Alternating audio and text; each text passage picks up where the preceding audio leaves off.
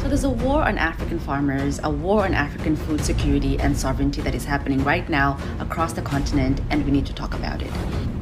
Whether you know it or not, the agricultural industry in Kenya, in Africa, is under attack.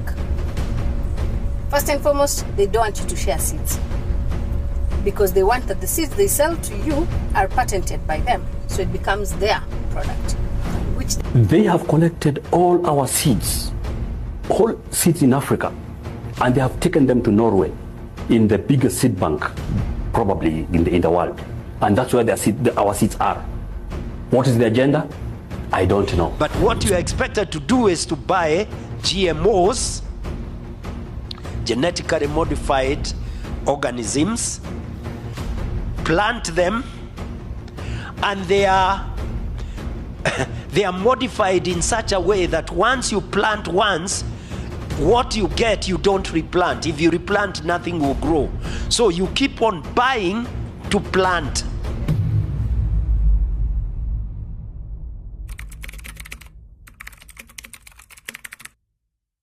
There's no denying it.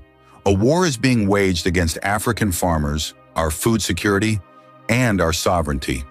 This war is cunning, ruthless, and must be exposed for what it truly is. This video aims to illuminate the grave dangers posed by the cultivation and consumption of genetically modified organisms, GMOs, specifically GMO maize seeds. These artificial seeds are not just a threat to our environment and health, but represent a much larger assault on the very essence of what it means to sustain ourselves naturally. The risks associated with GMOs are so severe that it's bewildering why anyone, with a full understanding of their implications, would ever authorize their use.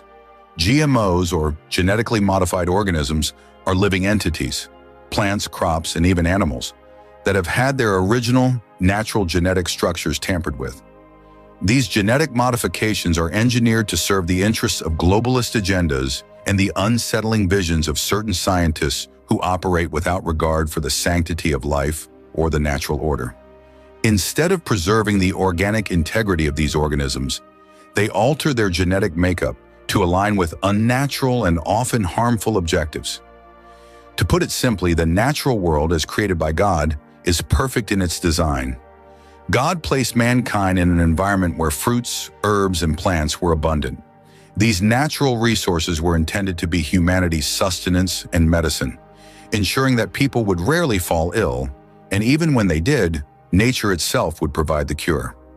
The original design was such that humans could lead long, healthy lives, much like our ancestors who lived centuries, even millennia ago, reaching ages that today seem unimaginable. However, this divine blueprint has been undermined by darker forces. The devil, recognizing that the unaltered organic properties of fruits and plants would enable humans to enjoy long and healthy lives, sought to disrupt this balance. Through his influence over certain individuals in the scientific community, the natural healing properties inherent in these plants and fruits were systematically stripped away. In their place, these scientists have introduced harmful synthetic elements designed to undermine human health. This perversion of nature is what we now know as GMOs. Scientific research has increasingly confirmed the dangers of GMOs. According to PubMed, the results of most studies with GM foods indicate that they may cause some common toxic effects such as hepatic, pancreatic, renal, or reproductive effects, and may alter the hematological, biochemical, and immunologic parameters. These findings, while cautiously worded with terms like may, should not be taken lightly. The reality is that GMOs have the potential to wreak havoc on vital organs, severely weaken the immune system, and open the floodgates to a host of diseases and chronic illnesses. The urgency of the situation cannot be overstated. If we do not take immediate and decisive action to halt this madness, the future of Africa's agricultural sovereignty and public health is at grave risk. It is imperative that African youth rise up in collective resistance against this threat. We must expose the hidden agendas behind these exportable GMO products. We should mobilize, create awareness through videos and social media posts, form anti-GMO action groups, and pursue legal avenues to challenge and ban GMOs from our lands. Following the example of Ghana, where recent legal action has been taken against GMOs. Africans are organic beings, deeply connected to the natural world. GMOs are fundamentally incompatible with our essence and our way of life.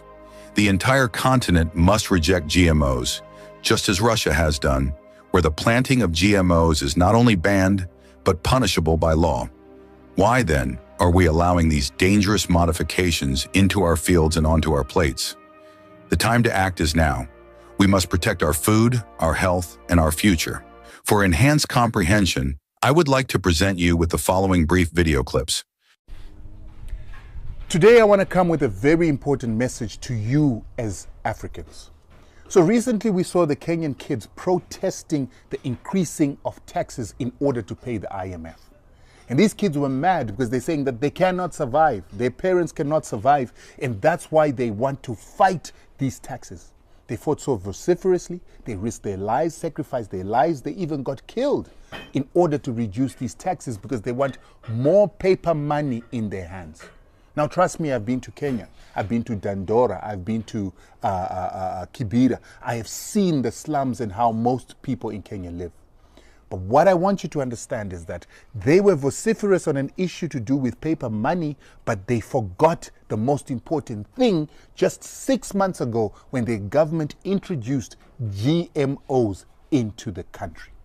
Now, you need to understand that, yes, the tax issue is a problem. For a country to be milking its people in order to pay the IMF, that's slavery. But trust me, that is not compared to what it is that the issue of seeds is.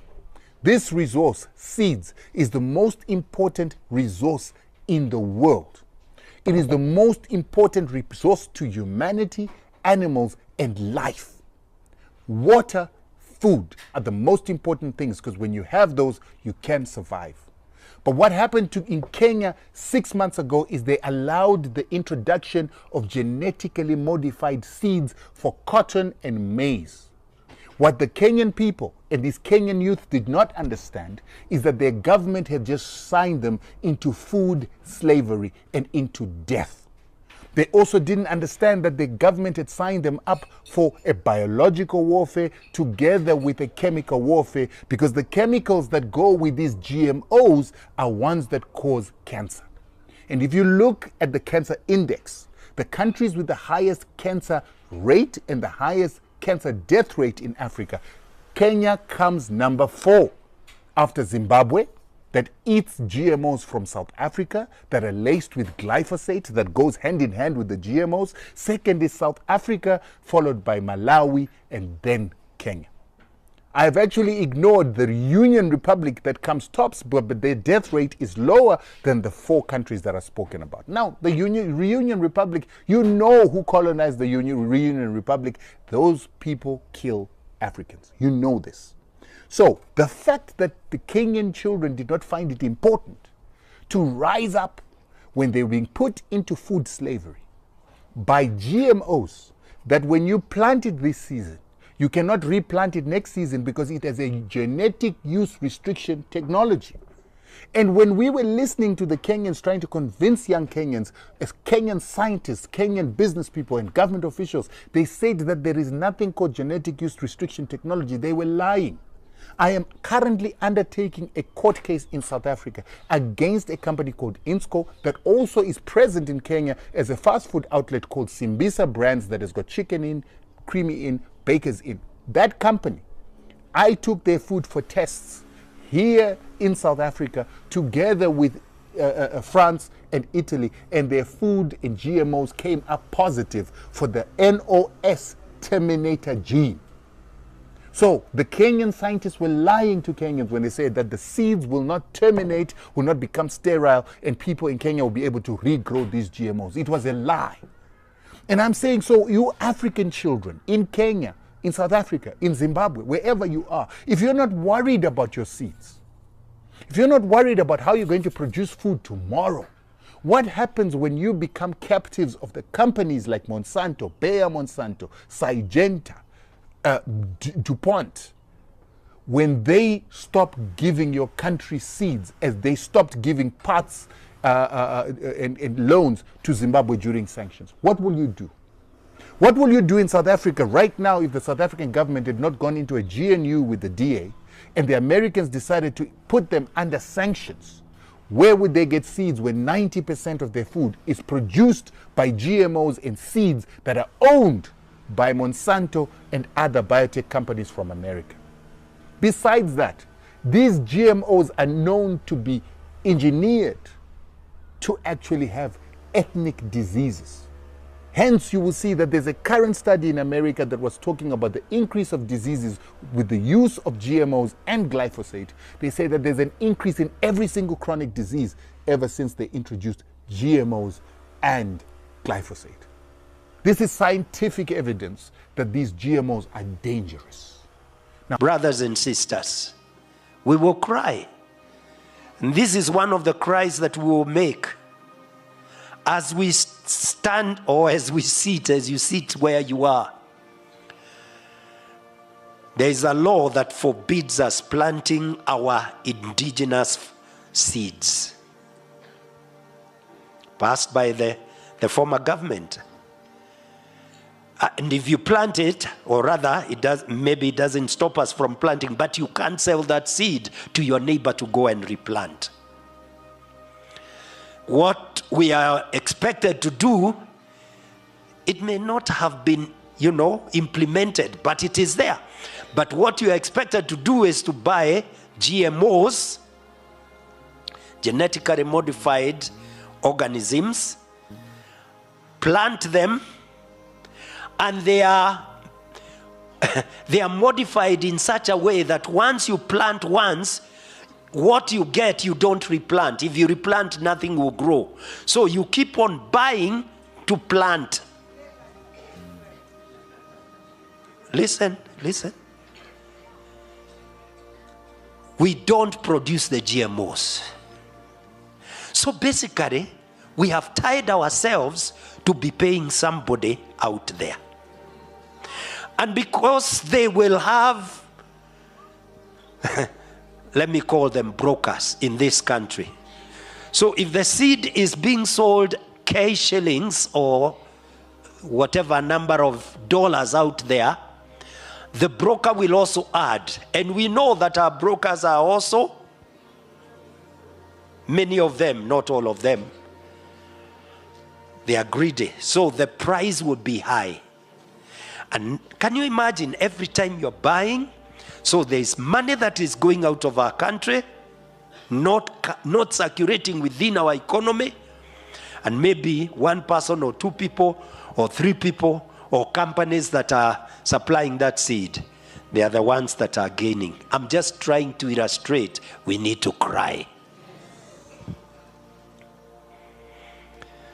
But God hears cries and he raises deliverers.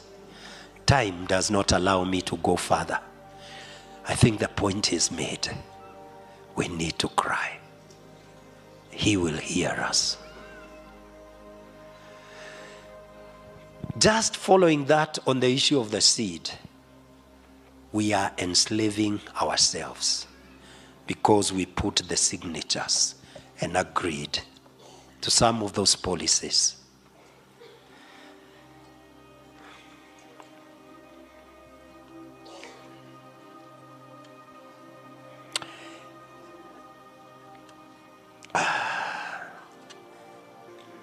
Sometimes it's the PSs who are signing some of those policies.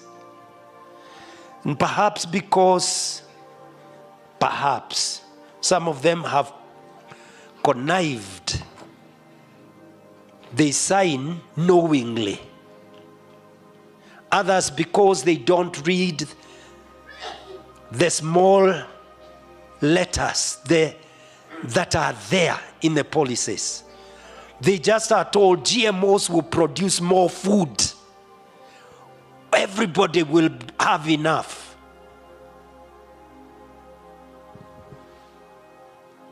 They make unjust laws, policies, what we call structural evil that holds us